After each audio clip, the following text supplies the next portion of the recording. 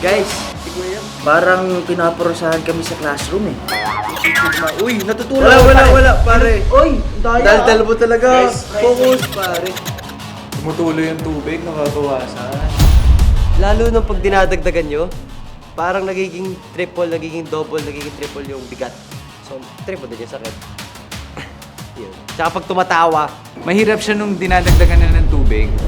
Tapos pabigat ng pabigat, tapos nangangalay ka na, tapos kailangan straight, hindi mo siya pwedeng ganunin or maganon. Honestly, masakit sa kamay. Mahirap siya buhatin talaga kasi pinupur nila yung tubig every minute, every second.